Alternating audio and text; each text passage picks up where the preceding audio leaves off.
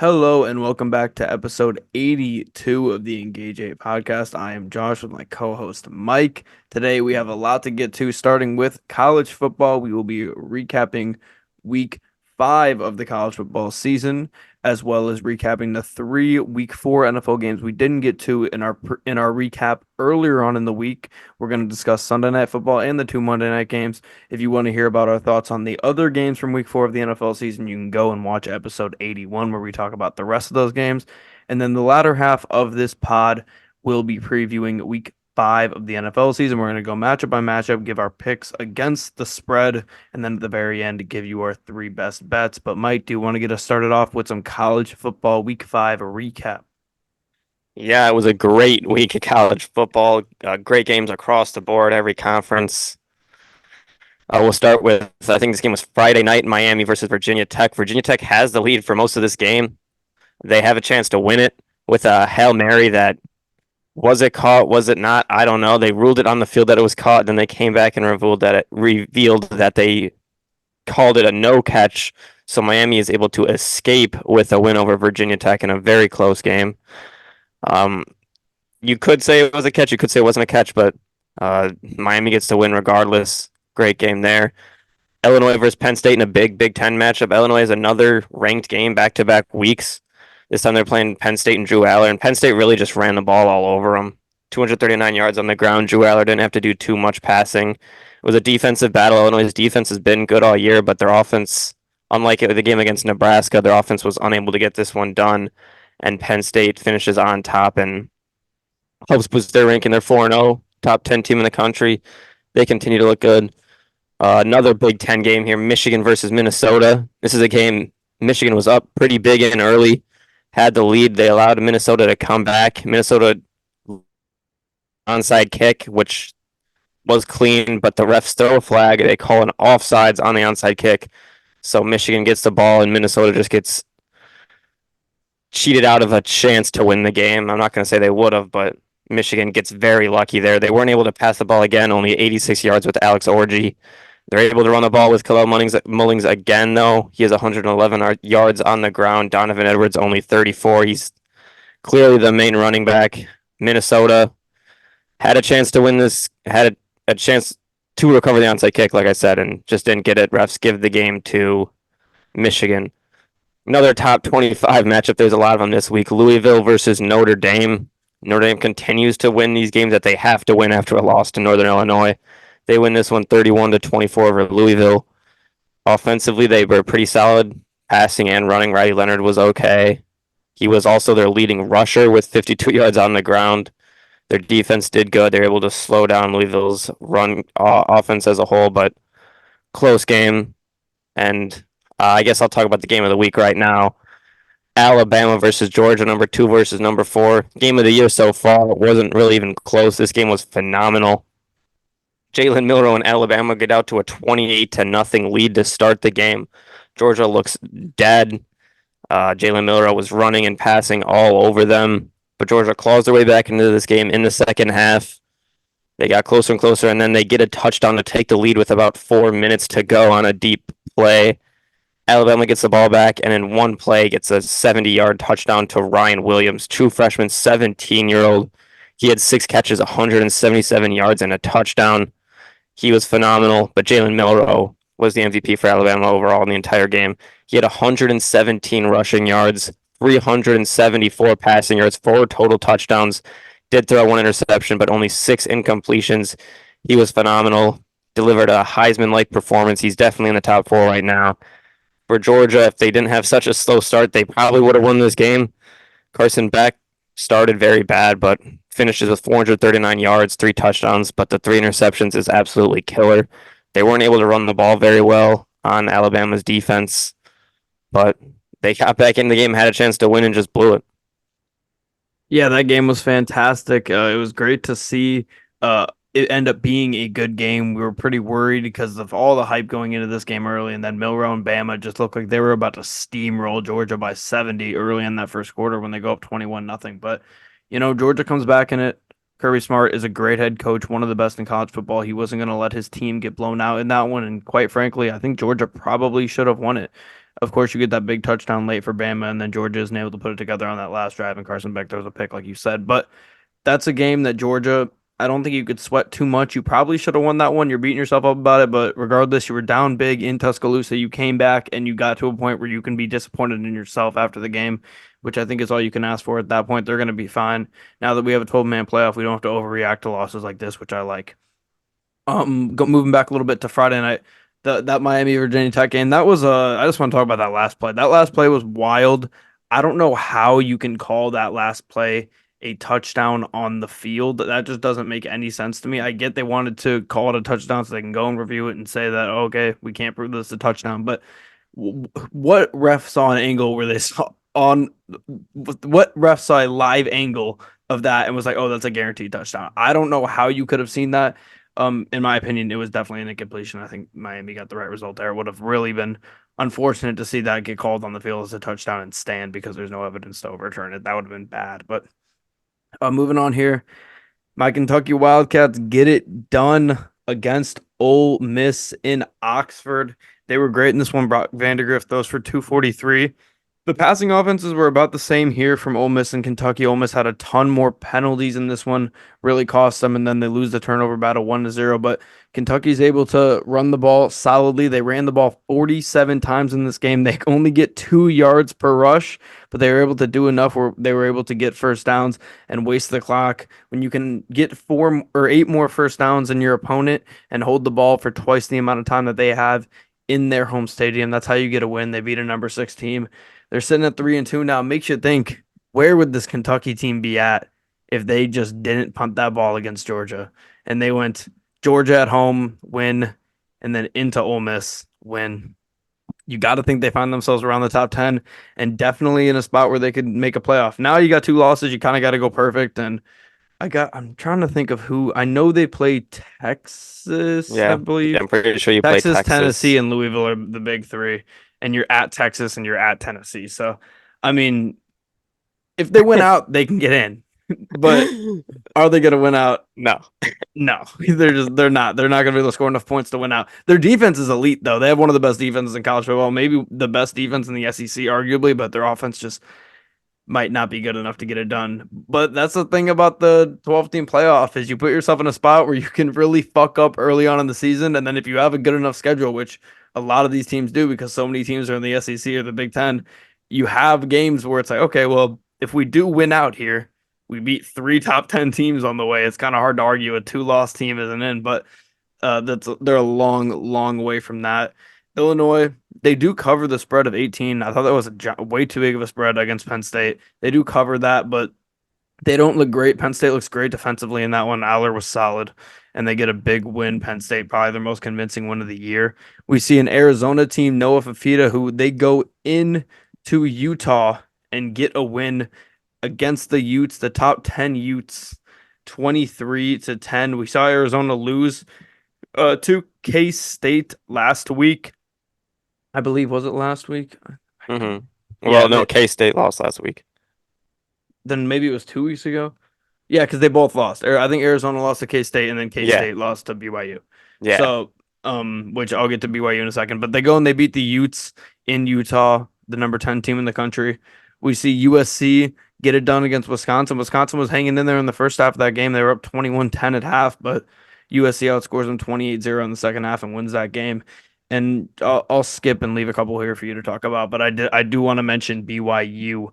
This team is nasty. Their offense is so good. They got up 31-14 early in this game. I know they struggled in the second half, only put up 3 points. Baylor goes and gets 14 on them in the second half, makes this one closer than it should be, but Baylor's a solid team. They've lost a couple close games now to Colorado and BYU, who I think are 2 solid Big 12 teams, which is crazy to say. But I really like this BYU team. They're sneaky. They'll probably go and lose a big game now that I'm starting to hype them up. But I think K-State is a really good team. I think Baylor is a solid team. And they have a win against an SMU team who's gotten a big win too. So, and their next game is perfectly against Arizona and Oklahoma State are their next 2. And I mean, I view Arizona, K-State, BYU, Oklahoma State, all those Big 12 teams I kind of view in the same area. They're all going to eat each other alive, and we'll see who comes out on top. But do you know who the top 4 teams in the Big 12 are right now? By standing? Kansas State, Oklahoma State, No, no, neither of those two. really BYU. Yeah, yeah. I figured. Yeah. Can't be Baylor, Colorado. Yeah, Colorado's two. BYU's one. Um, Iowa State. Iowa State's four. Three is the tough one. They're I'm 2 missing 0 in one. conference, 4-1 overall. Uh, They can't didn't play a can't be ranked matchup this UCF. week, so you're not going to see it on the top 25. I'm not on the top 25. I have no idea. Texas Tech. Texas Tech. Wow. Yeah, they're a crazy offense that has no defense, so basically a perfect Texas Tech team. But Big 12 is becoming a very interesting conference. There's a couple teams that aren't good. Like I don't think Arizona State's a good team despite them being 3-1. TCU is okay. They have some flaws. Cincinnati's up and down. Houston's dog shit. Kansas might be dog shit too. But this is a very interesting conference. And I think they're personally, I'd have to go conference for conference. I'll do it while you're talking, but I think it's a debate with them in the ACC right now for the best conference, and it's probably them. Yeah, I'll go to that Big 12 game here. Kansas State, Oklahoma State. We talked about Kansas State. They lost last week to BYU. This week they responded. They look like that team that we had talked about early in the season. Avery Johnson, 260 passing yards, 3 touchdowns, 1 pick. DJ Giddens ran the ball very well, 187 yards on the ground. Kansas State as a team had 300 yards on the ground. They looked very good. Looked like maybe one of the better Big 12 teams. You said it, Arizona, they beat Utah. Noah Fafita, he had struggled a little bit early in the season, but he seems to be back. He was phenomenal in that game.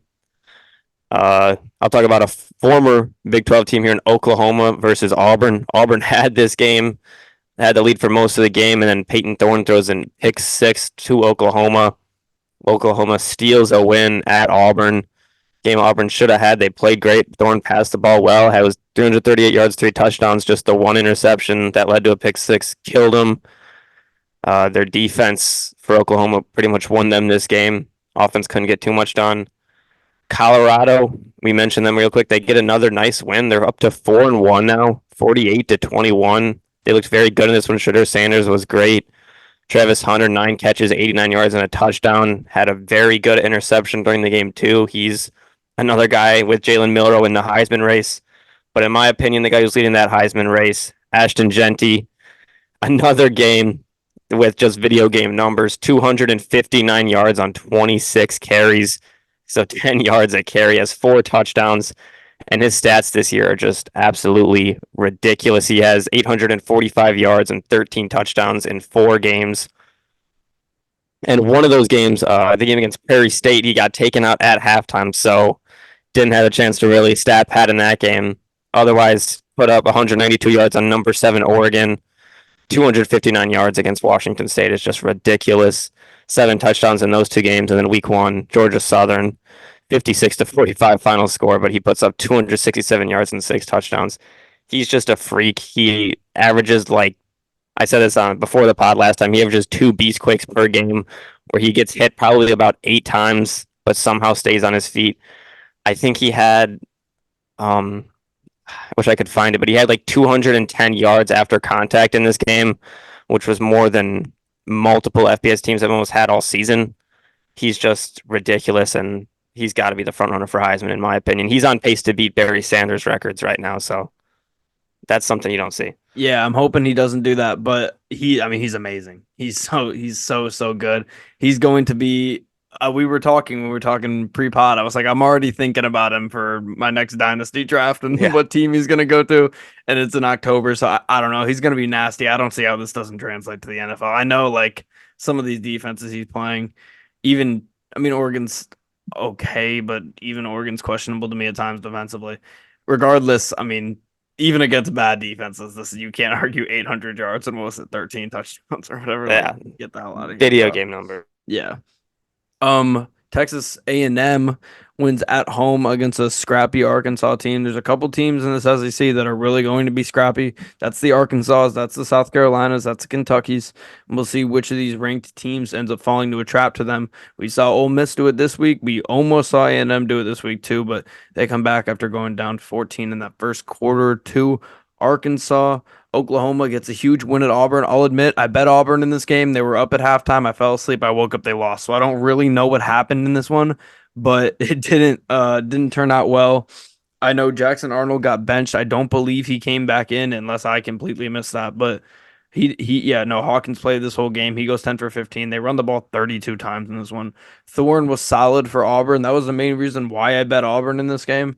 Is Peyton Thorne is just a reliable veteran who they can count on, and that's what Auburn really needs right now. They've been struggling to find their quarterback. I do think they found him. They should have won this game against Oklahoma. This was a disappointing loss for them, but and then, like you said, we see Oklahoma State struggle against K State. K State gets back to business. I think K State is in that upper echelon. But I'm looking at the ACC versus the Big 12 right now, and I definitely think the Big 12 is the number 3 conference. I think it has to be easily. I mean, they have Miami and Clemson, but outside of that, and even like there are some decent. Well, Louisville's decent. Do they have Army Navy? No, that's ACC. That's AC. Oh, okay. Yeah, that's AAC. AAC. Sorry, this is ACC. Yeah. Yeah. But they are still 1 and 2 in that conference. I checked. And that brings me to Army Navy. I think they both won this week pretty convincingly. I saw Navy having like a 70-yard passing touchdown. Yep. Dominant. It's getting real. It's getting real. Points for Army, 145. Points against, 42. Navy, points for, 184. Points against, 94. So 2 dominant teams. Still, the only other team fighting around here is the Mean Green. And then ECU and Tulane are decent, and the rest of these teams are fucking ass. So, they're both 4-0 for the first time since 1945. I don't want to say what happened in 1945. Yeah, I don't. Jesus, they were locked in then, but it's actually kind of crazy. That's when they went 4-0. Like they weren't distracted at all. Yeah, no. But no, this is I think it's gonna happen. I feel like it's gonna happen.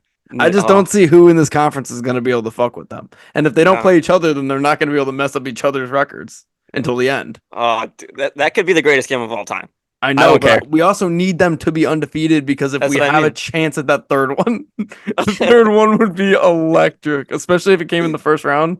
It wouldn't, but oh man, that third one would be great. Could you imagine an Army Navy national?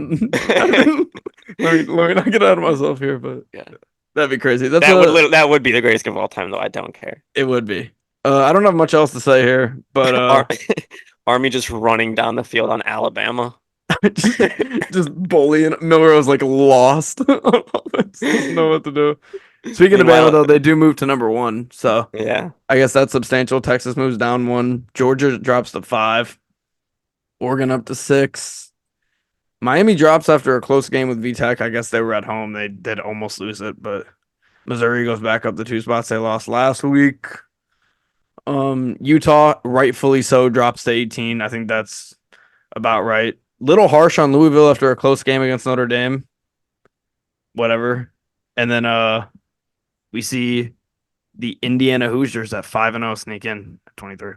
Yeah, I think Indiana's good, but I'm not convinced that they're playoff good yet because I've seen people saying that. I don't think they're playoff good, but you see that video online of the IU fan crying, be like, "This means something to us." Yeah, this means something. Yeah, it's like starting 5-0.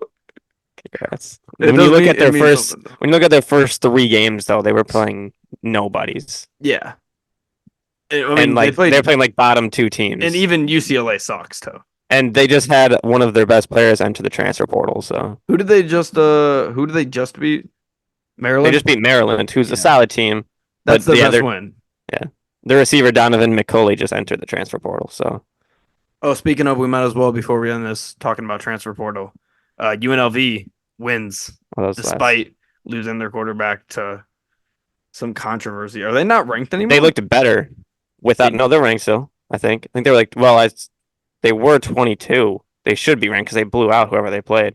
Yeah, I don't know how they wouldn't be, but I don't see them on here. Unless they weren't ranked to begin with. Oh, they are. They're 25. They're tied for 25. They were unranked last week. Now they're ranked. Yeah, mine's showing that they're tied for 25. With A&M, they're tied at 122. Interesting. I love when that happens. But yeah, good for them. It would be sick if they went on a run.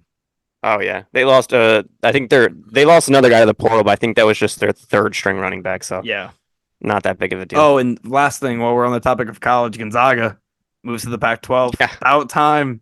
About fucking time, Mark. They don't have a football team though, so. Well, I don't think anyone cared about that part of it. But who are they gonna? Who else? They're gonna play what was it was the like cluster? Boise State. There's just a couple. Boise Boise State. State. Well, I'll give them this. It's almost like they're ducking the WCC. They're like, oh man, there's only like 3 teams here. No, I'll say this. It's better because let's be real. They're playing. They're going to the Okay, Mountain. I got They're going to the teams. Mountain West. Is what they're doing. They're going to the Mountain West. Yes, They were in the WCC. Yeah, Mountain West is an upgrade from the WCC. that's true. Honestly, I'd even say the Mountain West sometimes is better than Pac-12. But They added Colorado State, Boise State, Fresno State, and San Diego State yeah, starting 2026. Utah State as well, I guess. that's a good ad.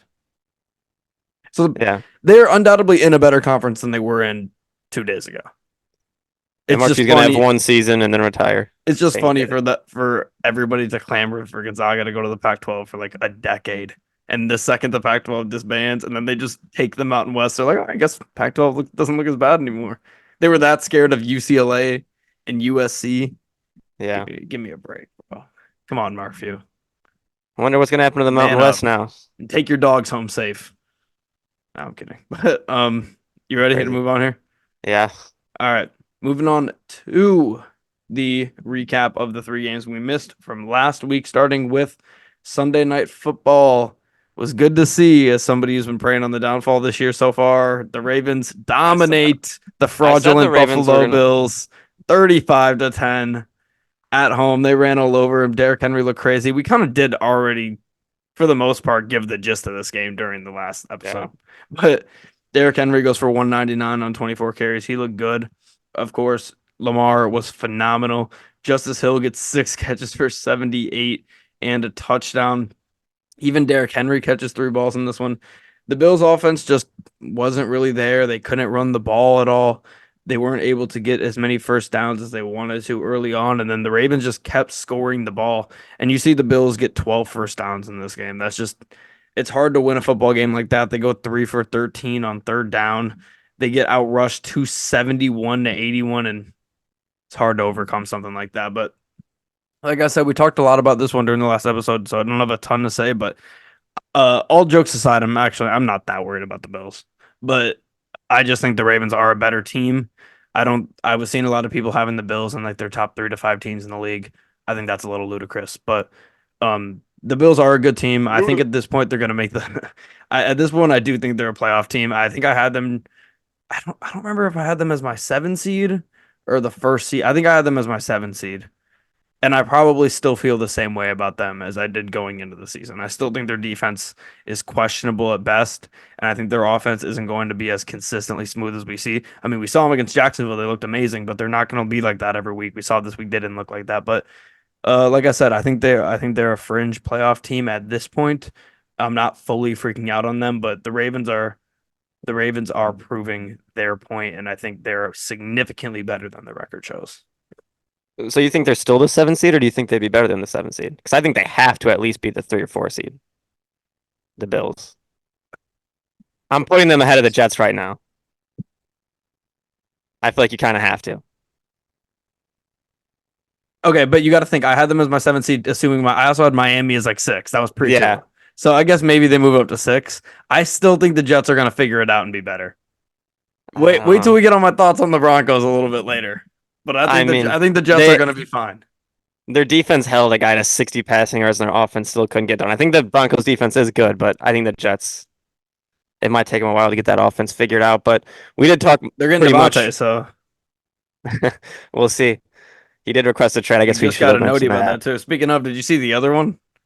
The other notification on why Von Miller was suspended? No, I didn't. I'm not gonna. You can read it yourself, but I thought it was for PEDs. It's not. Probably a deserving suspension. Maybe we said it was a long suspension, assuming we thought it was PEDs. I knew. I thought you assumed it was this too, because I did. Last year. I didn't know that was what it was for. Yeah. So, yeah, I guess not good. We'll get to that a little bit later when we preview the next Bills game. 4 games seems a little low for that. Yeah. Jesus Christ. Anyways, Shakira gets hurt in this game too, which is unfortunate. And Keon Coleman has 3 catches, 51. You would assume that's a better day for him, but my God, that drop was brutal. Yeah, he's still young though. He made adjustments throughout the game. He'll be Looked a little fine. bit better. Yeah, they couldn't run the ball to Bills. Ravens just punked him. I kind of thought the Ravens would do this. This is the Ravens team we saw last year. They're gonna run the ball all over you. 271 yards on the ground. Derrick Henry's 1 yard away from a 200. And I think it would like tied the record or something. They were talking about that, but he breaks off an 87-yard touchdown. He was great. One key takeaway from this game was that we did get a Josh Johnson update. He is on the Ravens now. So good for him. This is like his 52nd NFL or total football team across the board. Wow. All right, that's all you got on that game. Yeah. Yeah, me too. And honestly, a game that I have even less to say about the Titans and the Oh, Dolphins. jeez. Titans win this You one. got me on the Dolphins. I wasn't really sure on the Dolphins, but you were so confident that I it was got me so on the Dolphins. confident on the fucking Dolphins, dude. And they let me down. And I'll say this. I still think my head was in the right place with this one because I was really banking on their defense being able to carry them. Their defense did carry them. They gave up 31, but that was not their defense's fault. That was their offense's fault completely. The defense was actually getting stops, but the offense just consistently kept putting them in bad spots. They had to eventually break. I assumed the Titans would get ran all over in this one. Achane goes 10 for 15. Didn't expect that to happen. I didn't know that we started calling Tyler Huntley Snoop now. Every single one of the Schefter That's his tweets legal is, name. Wait, really? I think Snoop's his legal name. Then why is his name Tyler Huntley on here? Does it say Tyler Snoop Huntley on ESPN? No. It doesn't. I swear it was like he legally changed his name. Well, all the Schefter tweets say Tyler Snoop Huntley. Every single one of them. So I was like, okay, that's weird. It's a Darius Leonard situation. Tough to have this kind of a performance right after busting the new Snoop name out. Tough. But yeah, the Titans look like dog shit too. Their defense just actually I think is pretty good. I think the Titans and the Broncos are two teams that are dog shit teams and are gonna have bad offenses, but they're sneaky enough defenses where they're gonna win some games, and you can't just guarantee losses when they don't match up well, which is where we got or where who did the Broncos play this week? The Jets. Yeah, that's where we both got this week. The Dolphins and the Jets on paper should have won those games against the Titans and the Broncos. They didn't because that's two scrappy defenses on dog shit teams. That's all I got to say about this game. Will Levis, another hilarious picture, but he does get hurt. I forgot, and Mason Rudolph. But I'll be honest, once the Lions game went on, I turned this off. I was like, this game's a nightmare. Yeah, so he got the nickname Snoop from one of his football coaches when he was younger for his resemblance, saying he looked like Snoop Dogg, which is very interesting. Questionable. Yeah, Will Levis does end up getting hurt in this game, which was very interesting. We got to see a very good image of him a funny image of him on the sideline 4 weeks in a row where he delivers a memeable image of Will Levis, but he doesn't come back into this game, unfortunately. But this brings me to, I think it was Dan Orlovsky was the announcer, right? I'm like 99% sure. I just got to make sure. Wait, what'd you say? I'm sorry. For the announcer, it was Dan Orlovsky, right? I had that shit muted the entire time. I have no idea. I'm pretty sure it's Dan Orlovsky and it was Louis the B team Riddick crew for ESPN, which only Chris comes out Fowler. twice a year. Yeah, Chris Fowler, he's phenomenal, but Dan Orlovsky and Riddick, not a fan. And oh yeah, it's a three-man booth. Yeah. Orlovsky brings up the fact that, and this just makes no sense to me, and people have been saying this about the Colts with Joe Flacco as well, that the Titans had the best drive of the game under Mason Rudolph, so they should keep him in the game and keep playing Mason Rudolph for the rest of the game. And I just, if Will Levis is healthy, that just makes absolutely zero sense to me. You're going to put in Mason Rudolph, who's got to be like 28 years old, 29. You know his ceiling. He's not going to win you a playoff game. He's probably not going to make it to the playoffs with Mason Rudolph. I mean, he's on the Steelers last, so he kind of got lucky there, but Mason Rudolph is not going to lead you to the playoffs. He says shit for clicks. Let's be real. And you're going to stunt the development of your young quarterback who he's struggling, yes, but he's a young quarterback. He's got to develop. Just makes no sense to me, and I just think that's an absolute clown take, and I've seen a bunch of people say it for Joe Flacco and Anthony Richardson. Makes no sense. You got to let these young quarterbacks develop. I mean, I wasn't a fan of Andy Dalton being benched for Bryce Young, but maybe that's a different situation with how poorly he's played. But still, I don't know. Doesn't make sense to me. Could you bench Caleb Williams right now for if he's struggling and put in someone else? Why would you do that? Well, that's what I was going to say. All the people that are saying that Flacco, and trust me, as a Michael Pittman Jr. owner, I saw what I saw. I want to see Flacco in there, but I know that doesn't make any sense for the Colts organization if Anthony Richardson's healthy. Same way it doesn't make any sense for the Titans. You should not want your organization to be mimicking what the Carolina Panthers are doing. Yeah. If that's what the Panthers are doing, don't do that. whatever the opposite of that is. And yeah, no, those are dumbass takes. I don't get that at all. Terrible takes. But yeah, Dolphins offense with Tyler Huntley did not look good in this one. He finishes with 96 passing yards. They couldn't really run the ball at all. I couldn't really pass it either. They struggled a lot. Just couldn't score. This Titans defense is great. I think they're number one in pass defense, which is phenomenal. Offensively, they were able to run the ball in this one a little bit with Pollard. He has maybe his best game of the season with 88 yards on the ground, but we'll see how it goes. This Titans team isn't good, but their defense might steal them some wins because their defense looks fine. All right, moving on here to the final game. Lions beating the Seahawks 42-29, improving to 3-1 on the year. A lot of injuries on both sides in this one. Seattle's down their right tackle. They're starting or their rookie D tackle Byron Murphy and three linebackers, including Boye Mafe. Lions are down Frank Ragnow, Branch, Derek Barnes, and Marcus Davenport. The latter will both be out for a while. Ragnow and Branch should both be back on the other side of the bye week. Seahawks down 5 starters, Lions down 4 starters. Pretty even going into this one. Seahawks 3-0, Lions sitting at 2-1. Lions rolled past their boogeyman in this one, though. Offense had their best game yet. We were talking about it not too long ago on here, saying that, talking about the Chiefs and how when their offense doesn't play good, their defense seems to be there for them. When their defense isn't playing good, all of a sudden now Mahomes is starting to play well and they're scoring a ton of points. That's what good teams do.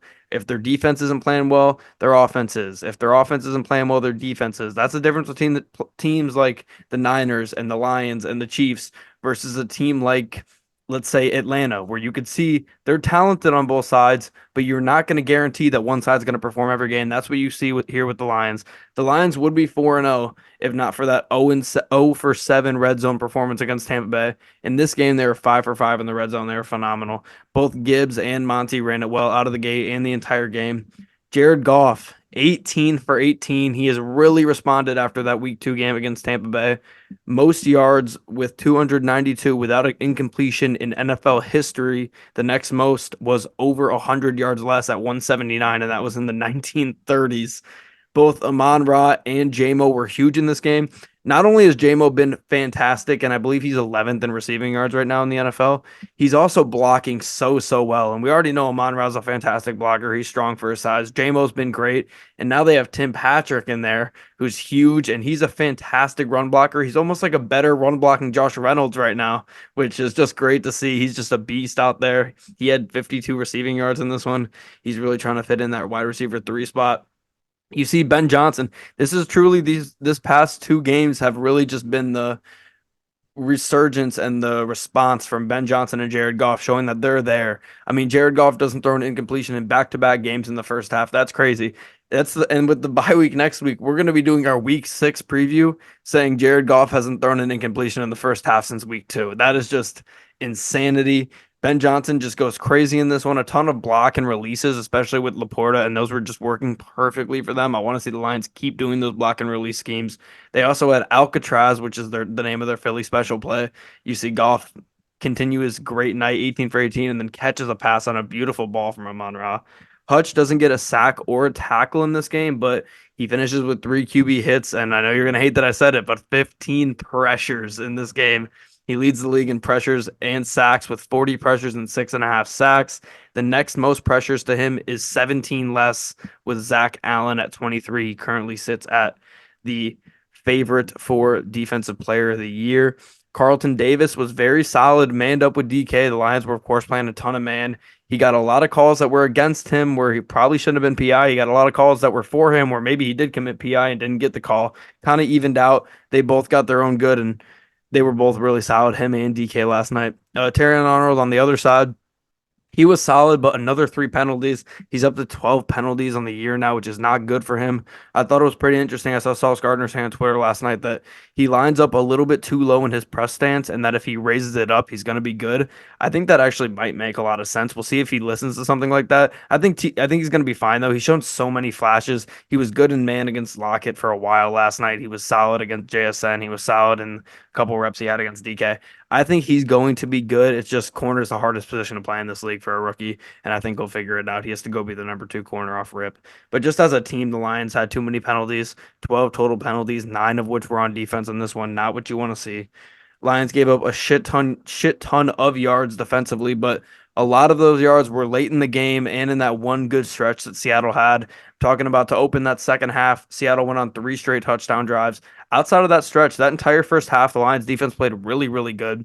After that 3 drive stretch, they played pretty good to make sure the Seahawks stayed out of this game. And overall, although it might not look like it on the stat sheet and it's going to kill their passing yards per game given up or whatever, they're going to be sitting at 30. It doesn't really matter. They played good for most of this game. They played well enough where the Lions offense was so good that they couldn't lose this one. Like I said, I view the Lions as at very minimum the third best team in the league. The only teams, even with I know Minnesota has played so great offensively, I know Minnesota has played so great defensively. I can't listen to anybody saying that there's a team better than the Lions, not named the Chiefs or the 49ers at this point. Lions are 3-1 against the spread, their only loss being their actual only loss against Tampa Bay. They've been favored in every game, and they've covered their spreads in every game that they have won. After this bye week, they have a bye week in week 5. Then they're going to go right some wrongs in Dallas in week 6. And then their next 5 are at Minnesota, which is a huge game. Then they've got the Titans at home, in Green Bay, in Houston, and then the Jaguars at home. So their next 6 games, they only have a couple gimmies in there with the Titans and the Jags. And then they got Dallas. I'd say even Dallas is a gimme. I think they're going to, I guarantee you the Lions are going to win that game. I just feel it. It feels like they're going to have a lot coming off of last year and all the emotions of last year, but we'll get to preview that next week. Regardless, I'm looking at that week 7 matchup in Minnesota, and it's going to be a great game. It's going to be a very good game. The Lions offense looked phenomenal in this one. As a team, they completed 19 out of 19 passes. Very impressive. Both of the running backs have a solid day again. Gibbs has more on the ground here, 78 to Montgomery's 40.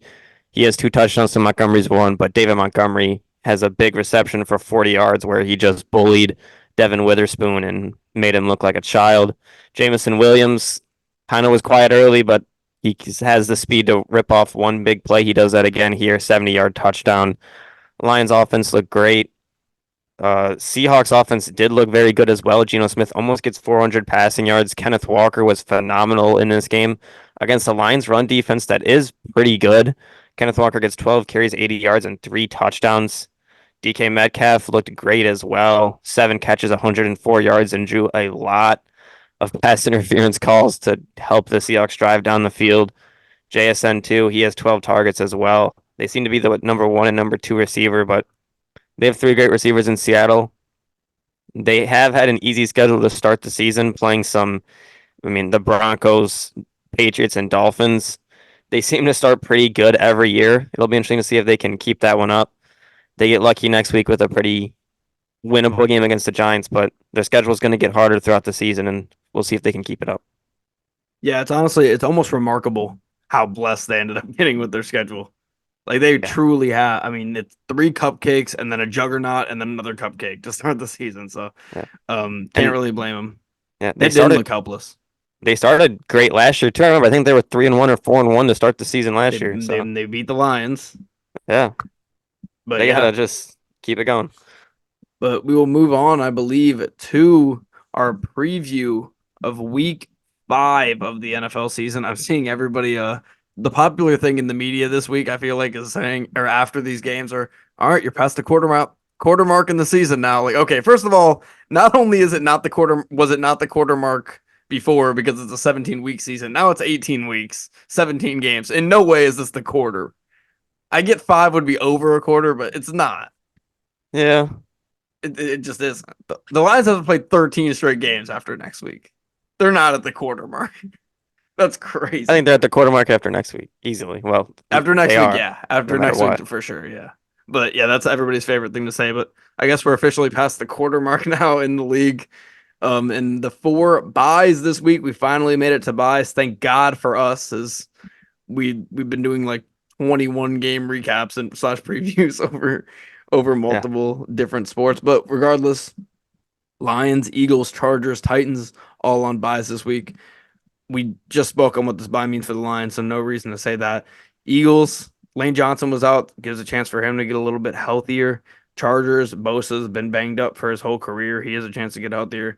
They're going to get Derwin James back on the other side of the buy. And then the Titans, Will Levis just got hurt last night, so I guess that could be big for them too. But it's the week 5 bias. It sucks when you find it out before the season, and then you get in the season. It's like, all right, we have a couple injuries. I guess the week 5 bye isn't horrible, and then week 13 comes along, and it's oh, we got a guy who's gonna miss 3 weeks, who's a very important player, and we still have games every single week because we had our bye in October. Yeah, some of those are bit. I mean, there's just right now there's just a lot of little injuries that are just nice to get a rest week for, but I think this is one of the worst bye weeks to have, having it so early in the season, especially if you're a playoff team like the Lions, Eagles, even the Chargers, I guess, where you're going to want that later in the season, especially if you're getting ready for the playoffs. With only one team getting a bye in the playoffs, it's you're all fighting for one spot. That's why I'm not that worried because it's like, okay, the Lions get 5 and 19. So they have spots to get healthy in those bye weeks throughout All the right, season. So all right, hopefully they'll be able to handle that. But no, five's ridiculous.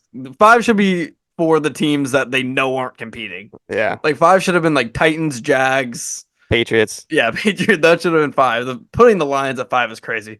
I will say at least they put the Eagles in there, and I know they got Chiefs week 6, so that makes me feel a little bit better. I'm sure the Niners got like 9. I would assume, but I think my ideal bye week would be 9 or 10.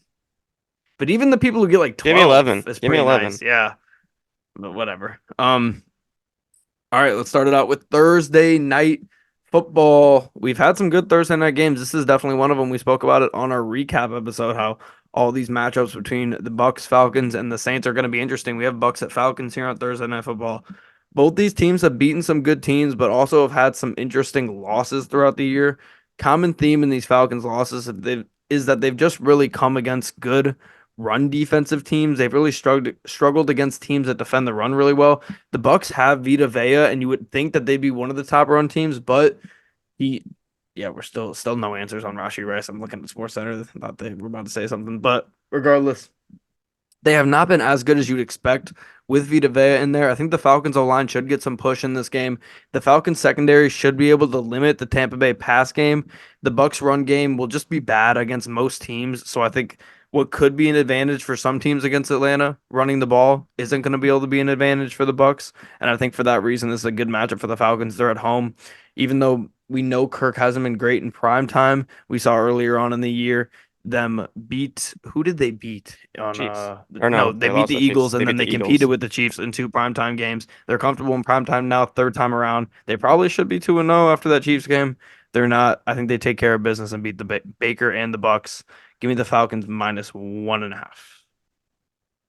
Yeah, very big game for both NFC South teams here. Buccaneers have been a part of just a lot of blowout games, pretty much, where they've had a big lead in them. And they've beaten 3 very good teams, the Eagles, the Lions, and the Commanders, who look like one of the better teams in football, surprisingly. But the one loss to the Broncos is the one that I got stuck in my head, and just got to try to get that out of there because this Broncos team might be better than we think. The Bucks had 6 sacks on Sunday, and so far they have a top 10 pass defense overall this season. The Falcons are going to have to run the ball if they want to win this game with Bijan and Algier. They're going to have a big game. Bucks defense has struggled against the run, so that is the advantage that they have, and it's a home game. But I just like this Bucks team more. I think they're overall a better team, and getting them as underdogs in a game against a division rival.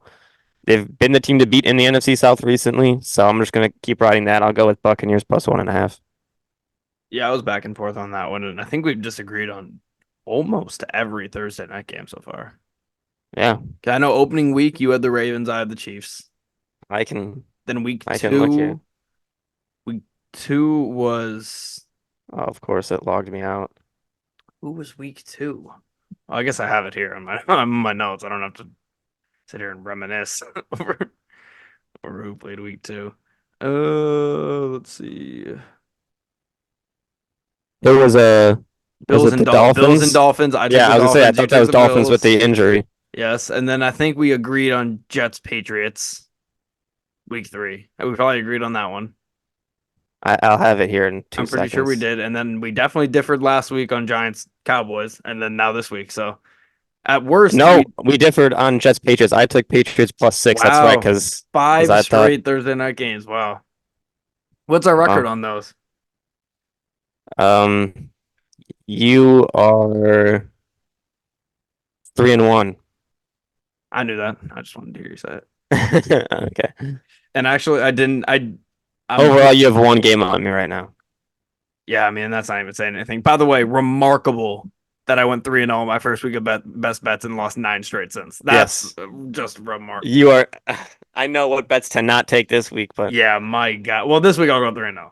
yeah, This week I'll go 3-0 I for should sure. have known. I should have known after two. It's gonna be three. All right, moving on here. Jets at Vikings London game. We finally made it. Cheerio, mate. No, all right, never mind. Jets and Vikings. Don't know what that was. Jets coming off a loss to a hot defense in the Broncos, who we haven't gotten to a Broncos game yet, but we've spoken about the Broncos like 15 times on this pod already. But they lost to a hot defense there, and they're playing another hot defense in Minnesota with Brian Flores now. Minnesota technically by yards has the worst pass defense in football right now, but that's just not how it is. They have been up by so much in all these games that teams have been forced to pass against them. They've been playing soft and letting teams get passing yards. Their pass defense has been solid.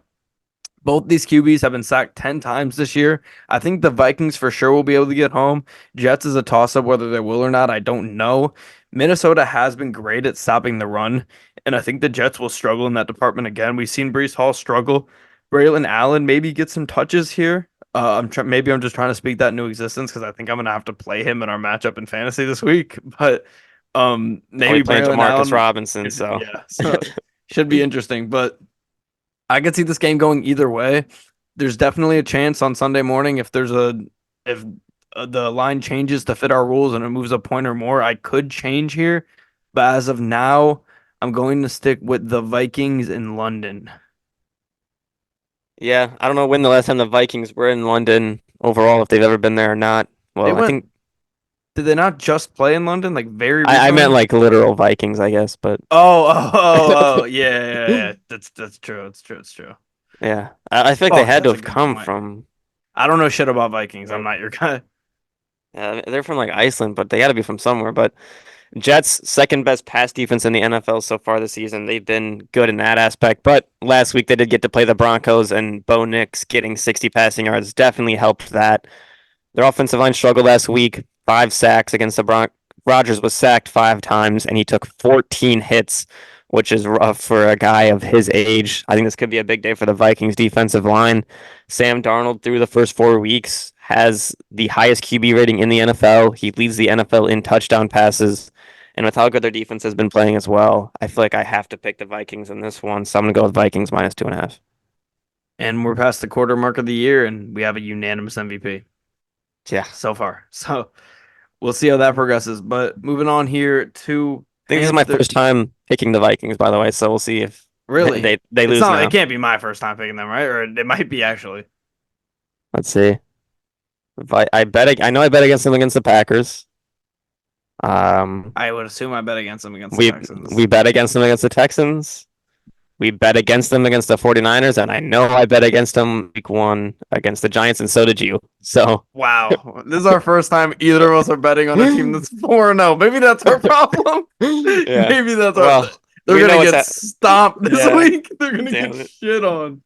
Oh, look, speaking of the devil, there's Orlowski talking about the Lions. But They should bench Jared Goff for Hendon Hooker. Let him. Jared Goff's yeah. just not moving.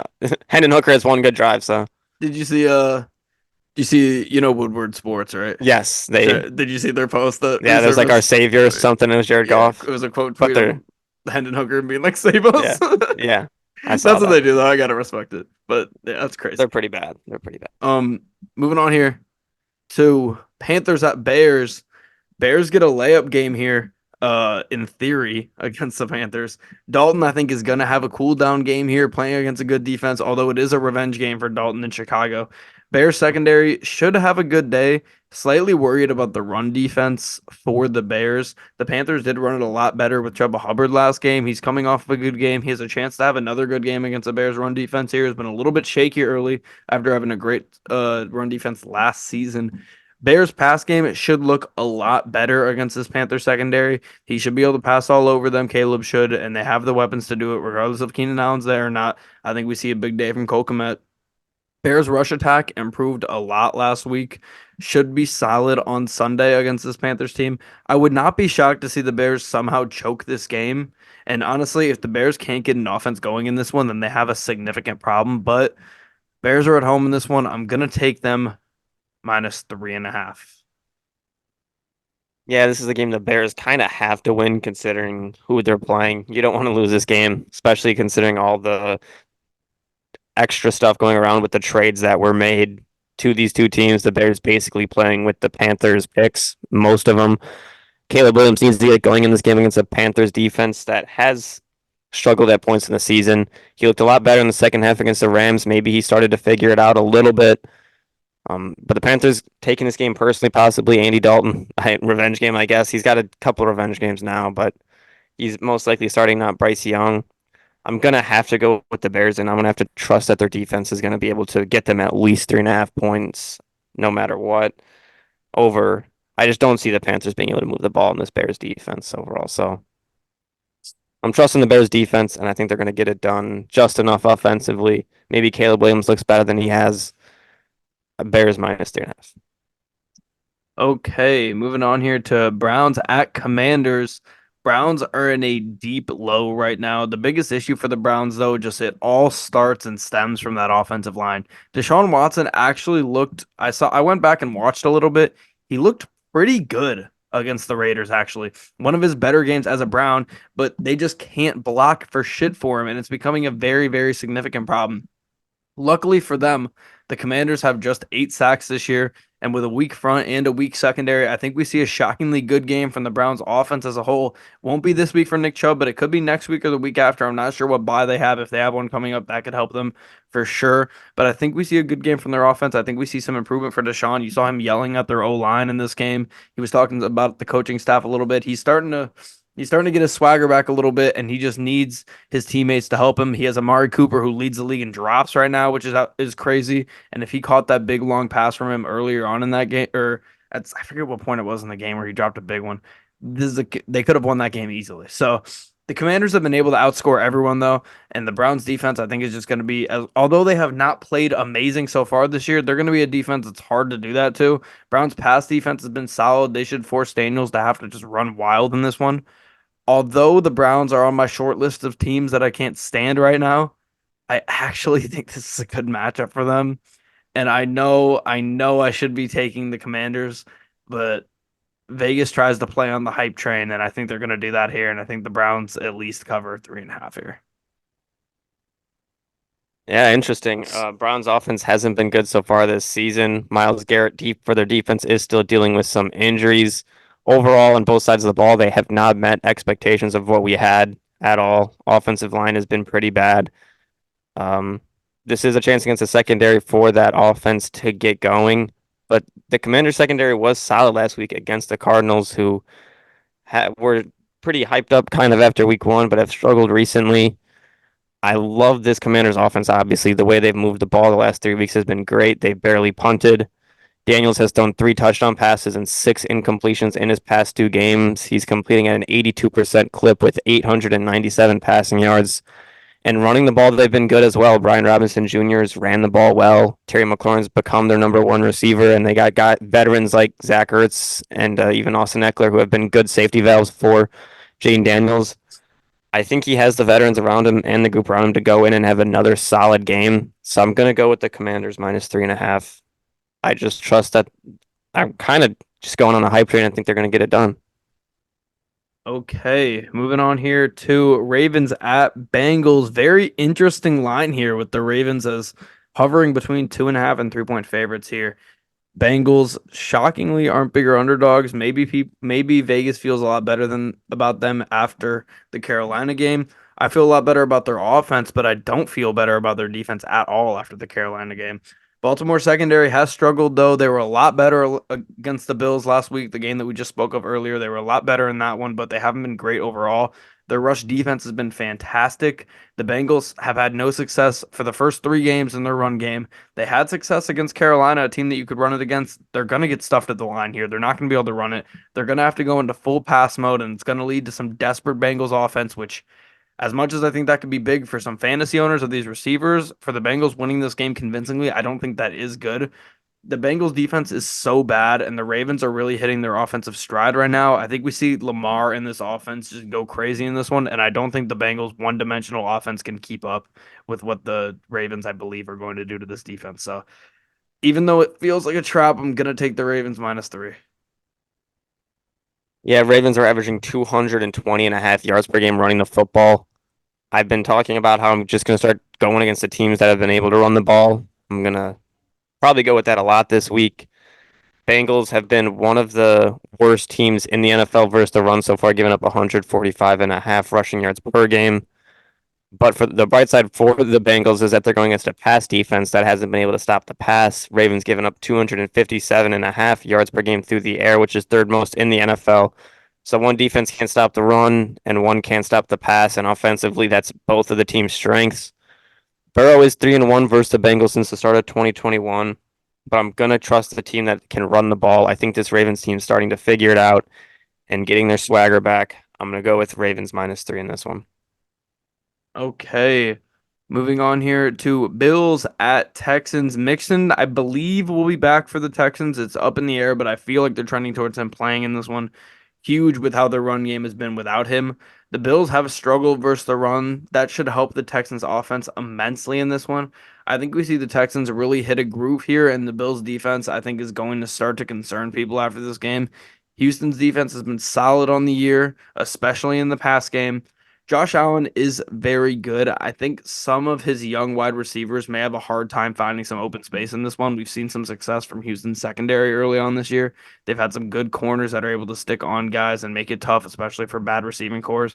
And we already know that we said earlier Shakir is banged up. I think we'll probably play in this one, but he's banged up. Bills are going to need to run it very well with James Cook in this one. They definitely can, although Houston's run defense has been solid as well.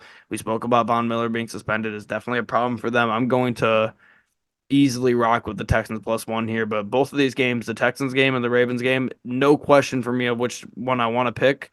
But the line makes me question myself. Bills are 9-2 in their last 11 games. They've been playing very well under Joe Brady with Josh Allen.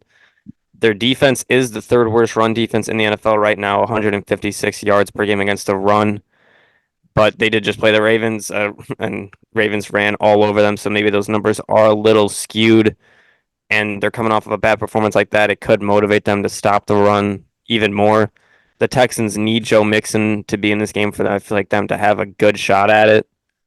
Otherwise, I don't see them being able to run the ball, and they're going to have to pass on the Bills' defense, which I could see them maybe not struggling, but at least being slowed down. Pass. The Texans' defense has been solid against the pass and the run, but outside of Minnesota, they really haven't gone up against a real contender so far this season. I'm gonna trust the Bills. I think they're coming off of a down week. Texans are coming off of a week where they squeaked by a team that is not good in my opinion. So I'm gonna go with Bills -1 in this one. Okay, moving on here to Colts at Jags in Jacksonville. Jacksonville's pass offense has really struggled early on in the year. For the Colts, it could be Anthony Richardson, it could be Flacco. I don't know. Maybe can provide more clarity on that one, but Colts have been finding some success giving it to JT. It's going to be tough, though, against a decent Jags run defense. They've done a solid job this year stopping the run despite being 0-4 and trailing for most of their games. They still have had a solid run defense. They found little success on the ground themselves on offense, and the Colts have been getting better defending the run. I think Jacksonville's going to struggle to run the ball in this one. Jacksonville is definitely worse on offense than defense. They will probably be able to score it versus Indy, but yeah, Jacksonville's won 9 straight in Jacksonville over the Colts. I gotta rock with them, which just I mean, I'm picking the two teams who I probably hate the most right now, and I'm picking them both, but I guess that's just what happens to me. I'll learn my lesson. It happened with the Chargers. I kept betting on them. I realized they suck, and then I boycotted them all last year. I guess maybe next year I won't take the Browns to the Jacks. Yeah, Colts should undoubtedly win this game given how they've played the past 2 weeks, but they're playing in Jacksonville. They haven't won there since 2014. Anthony Richardson was 12 that year. I do expect Anthony Richardson to probably start in this game. JT is maybe a game time decision. I expect him to play. He does have a high ankle sprain, but it's considered very mild. I'd expect him to play, and they didn't break the week one curse this year of losing like 12 straight week one games. Why would I expect them to break this curse as well? They're going to really want Kenny Moore back this week. They're going to need him to help slow down the Jacksonville pass offense, which just could be their chance to break out. They have they've been the second worst against the pass so far this season defensively, giving up 272.8 yards per game. Anthony Richardson could have a chance to have a good passing game in this one. I could see this game possibly being a shootout if both of these offenses kind of get hot. But surprisingly, this is another thing that I saw. Do you know the top four worst passing defenses so far this season By what yards? by yards per game passing? Lions are the third worst. Yep, Um, okay. Lions are the third worst. What team were we just talking about? Jags. Um, who else is the Ravens. Yep, The Ravens are in there. Lions, Ravens.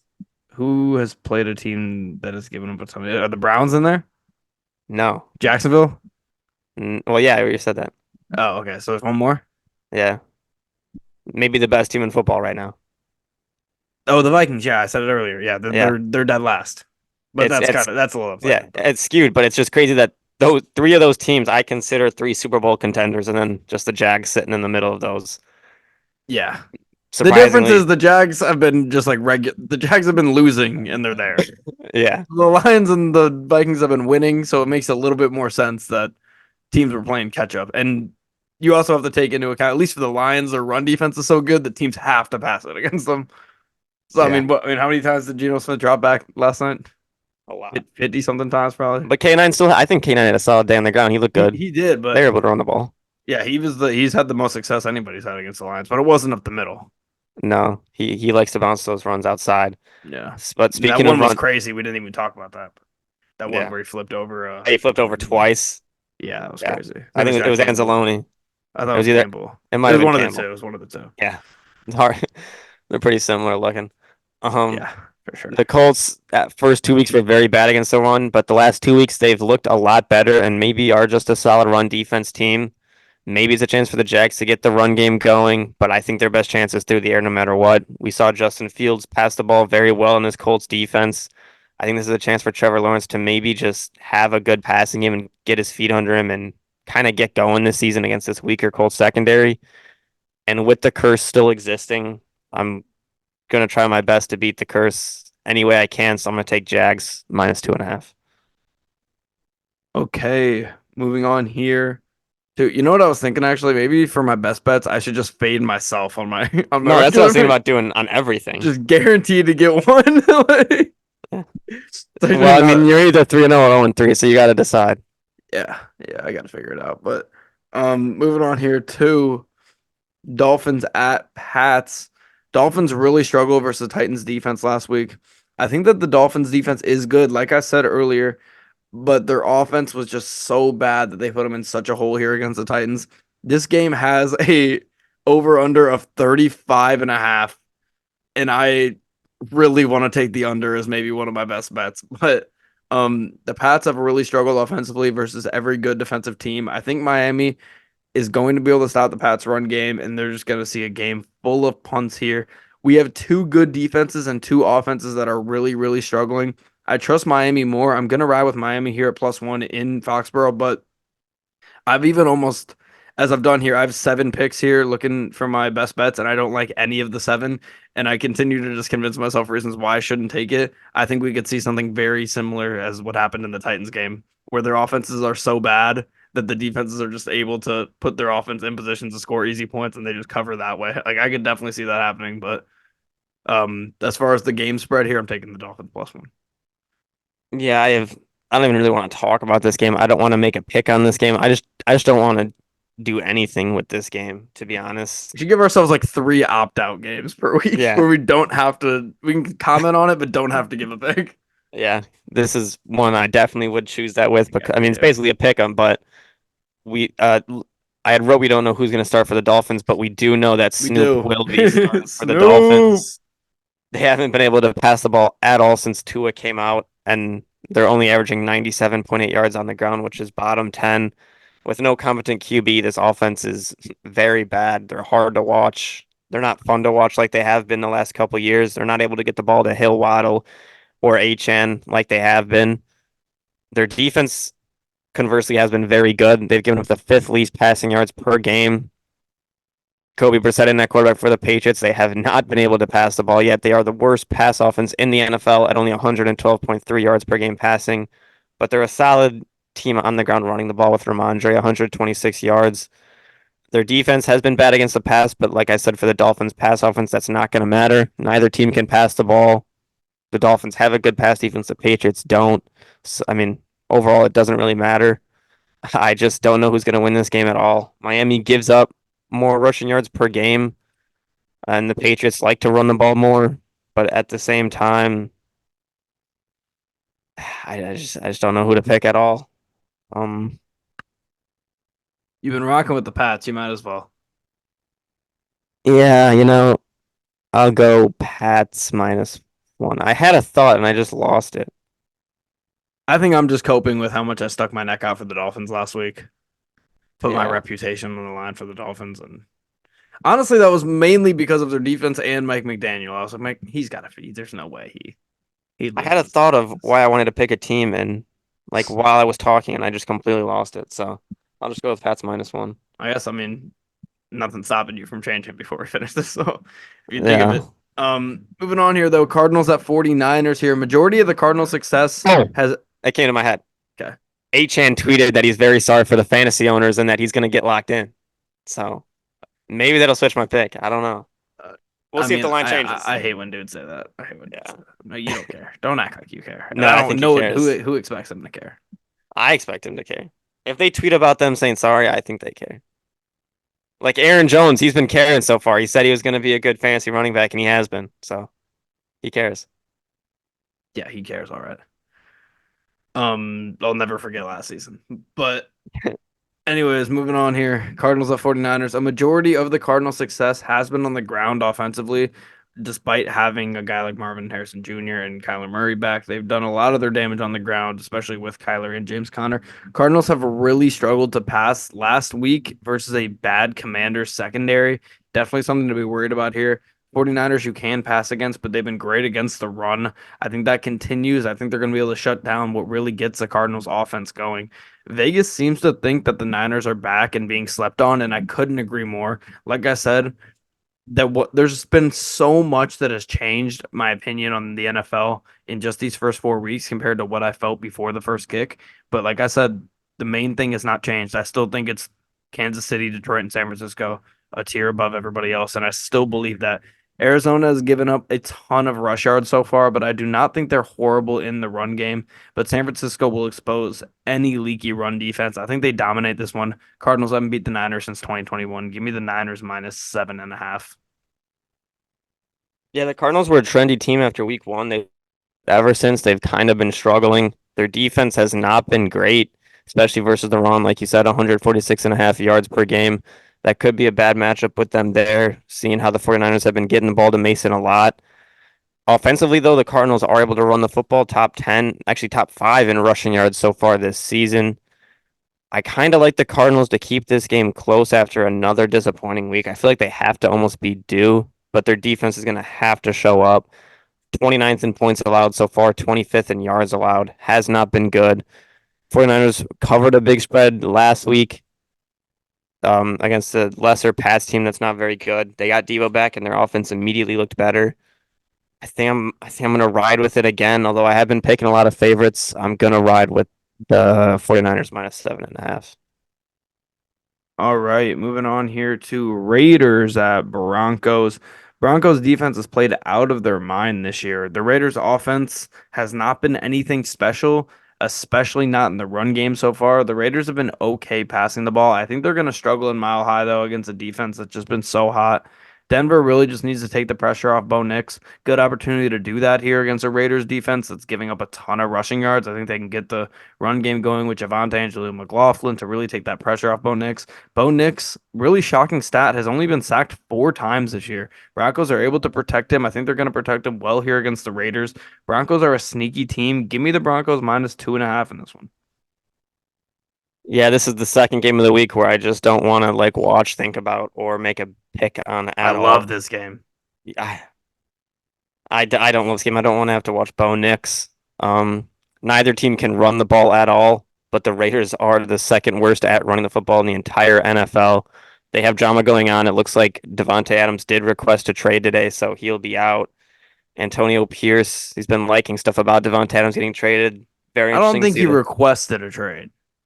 I saw that he requested a trade. I thought the Raiders are just open to trading him, which they've said. I It's feel like, yeah, per Ian Rappaport, it says Devontae Adams has requested a trade. oh wow, I don't know when that was a sleeper notification. I didn't see the Rappaport yeah, I didn't see that either. But notification, but I Big. do trust. I trust Do we sleeper know his to. contract? It's got to be pretty high, Well, I know. I'm talking about obviously. the years left. Is this his last year of his contract? Yes, it says Raiders Devontae Adams informed the team he preferred to be traded. Oh no, he's So not. He's not an unrestricted. Oh, potential out in 2025. he is getting older. Yeah, because I mean, of course my first my first thought went to the Lions, and I was thinking today a lot about, okay, we got JMO now who's shown out. He looks like he's going to be one of the better wide receiver twos if he stays healthy and stays playing, always playing.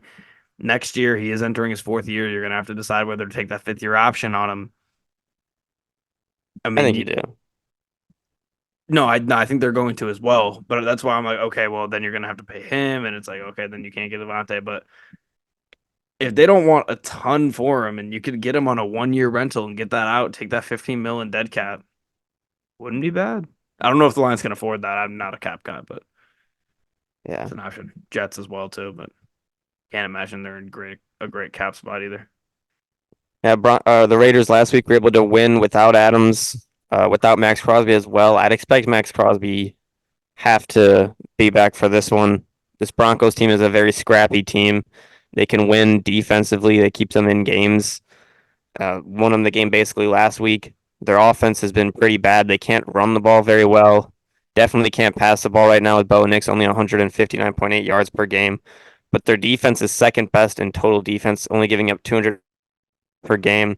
Solid against the run, very good against the pass. I expect this to be a low scoring game. Keep it close. What is the spread though? 2.5. I think for this one, I'm just going to pick the underdog Raiders +2.5. I could see either team winning close. I just think it's going to be low scoring. So Raiders +2.5. All righty. Moving Worked for me on. last week. Yeah, right. Moving on here to Packers at Rams. Rams secondary played pretty well last week against Caleb Williams, but I don't think that is them as a unit. I think that was more of a reflection on Shane Waldron and the Bears. Which, speaking of, decent chance to say this now. Did you see the route tree comparison with DJ Moore and Oh, JSN? yeah. I did see Ooh, that. Yes. that was interesting. Very interesting. I know we know JSN did not like Shane Waldron, at least after the season, and he's getting Allegedly. He DJ never Moore's. said it. He just kind He of he said it hinted at basically. it. Yeah, he heavily hinted at it. Love and the Packers should have a lot of passing success versus secondary. Watson may be out, but Wicks really emerged as a solid weapon last week. I think that continues. Rams have really struggled against the run. It could be a big day for Josh Jacobs. Green Bay has struggled against the pass. I think Stafford is probably going to have a pretty good day against them. I expect this to be a pretty high scoring game. I wanted to take the over, but I looked at the over under. It's at 48, and that's just a little bit too high for me. But the Rams are a scrappy team. I got to take some dogs in here that we don't really expect, so I'm going to take the Rams +3.5 to hang in this game. Really? They should have done it last week. Give them a chance to redeem themselves this time at home against a Green Bay team who was in a feisty game last week. Yeah, Matt LaFleur, though, is very good against Sean McVay and the Rams, 4-0 versus him, beating him by an average of 12.8 points. Seems to kind of have his number as his former protege. Both teams struggle defensively to stop the pass. Could lead to a shootout. I completely agree with that. Just that over is very high. Packers have the better offensive weapons right now. They are pretty healthy. Missing, I don't know if Christian Watson will play or not, but they still have Jaden Reed, Wicks, and their running backs. They're very deep all around. Stafford's going to have to keep him in this game with his arm. They haven't been able to. They have been able to run the ball well. That's really the only weapon they have. Is Kyron Williams. They might get cut back this week. I would doubt it, but we'll have to see. Rams defense hasn't been the same without Aaron Donald. Obviously, Jared Verse has been a bright spot, but we saw the Packers last week struggle. I expect them to come back this week and have a better performance. The Rams were unable to beat the Bears, who I trust this Packers offense way more than I trust the Bears offense. So I am going to go with Packers -3. Yeah, I mean, I trust the Packers offense more than the Bears offense, but Just I the definitely defense. trust the Yeah. Bears defense a lot more than I Yeah. trust the Packers defense. So it goes both ways. But moving on here, and Jesus, for some reason, this has been a 14 game slate. It has felt longer than the 16 games. But moving on here, Giants and Seahawks. Two very scrappy teams here. Seahawks should be getting some defensive pieces back in this one, though. Giants have been a pretty scrappy defensive team overall, but have given up a ton of yards. Kenneth Walker really is going to get into rhythm, I think, in this second game back. Like you said, he did look pretty good against the Lions run defense last week, which is a run defense that almost nobody looks good on. Geno's O line has been okay, not great for them. They signed Jason Peters this week to play tackle, so that's going to be brutal against a Giants team that has had a lot of success rushing the passer so far. Seattle has been phenomenal defensively versus the pass when they're healthy. They should be able to slow down Neighbors and Jones to an extent, but I think Malik Neighbors is just going to always be open. Daniel Jones is looking better week after week coming off that injury. I think Seattle wins this one pretty easily, but the Giants are scrappy enough to make this one close and cover late. It's too big of a spread for me. I'm going back to back weeks on the Giants. Give me the G Men +6. Yeah, it's a pretty big spread for this game. Neighbors is still in concussion protocol, so we don't know his status My yet for sources say he's Sunday. playing. Yeah, well, we'll see. We'll see how that goes. Concussion protocol is always weird. I would expect him to play as well. He seemed fine on social media after, so who knows? Giants, they beat the Browns. That's their only win so far. Otherwise, they have had some tough games. Their D line has been their strength so far this season. They're fighting for their season basically at this point, being 1-3. You gotta keep fighting. It looks like Jeffrey Simmons says he suffered a Tommy John ligament injury. This is off topic, but you don't really see NFL players getting Tommy John injuries as very Wow. often.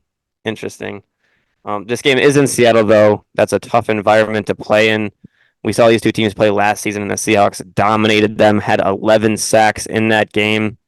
Devin Witherspoon had a pick six on Daniel Jones. Really was Daniel Jones' low point in the season, maybe in his career almost, besides maybe week one this year. But Seahawks got K9 back, helped their offense a lot against the Lions.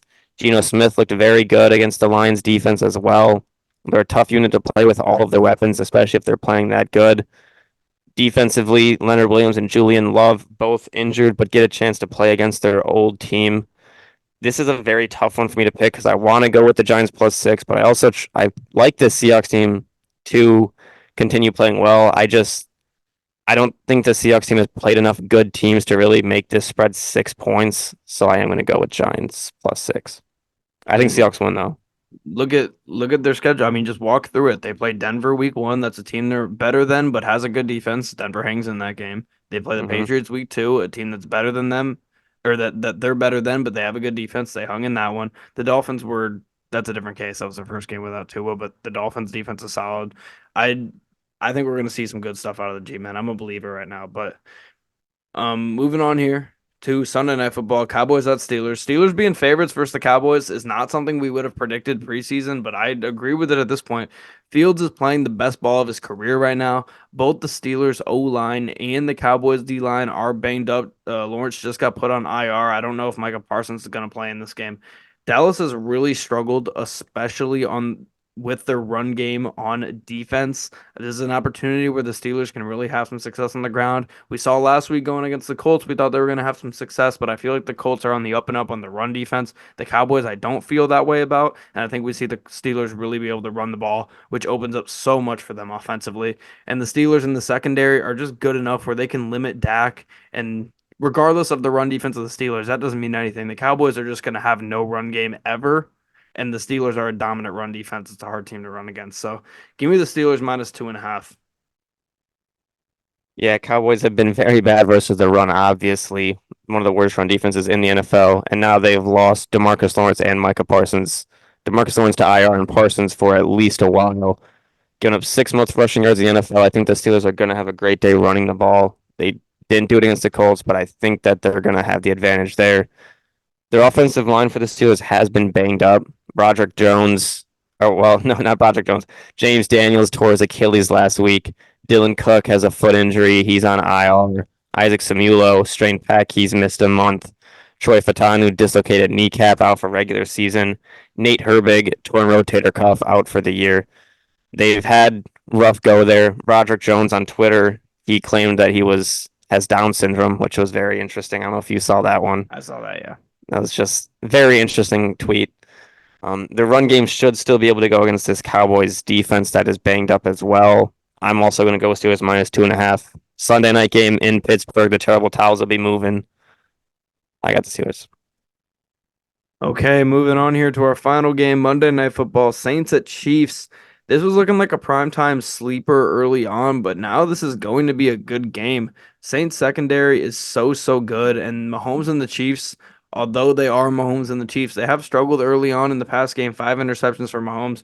Kansas City has been great versus the run. They've been pretty bad versus the pass on defense. Carr and the Saints weapons should see a good amount of offensive success. I think we see a better game from Shaheed this week. Olave, I think they're going to be able to get it done. Despite a good run defense, though, if the Chiefs let Derek Carr go crazy, Kamara is going to have some successful touches in the run game, and the Saints tend to run the ball pretty well. Neither quarterback has been sacked too much this season. Whoever has a better pass rush should probably end up winning this one. This is another one where I think the Chiefs win, but I think they win in a close one. It's too big of a spread. Give me the Saints +5.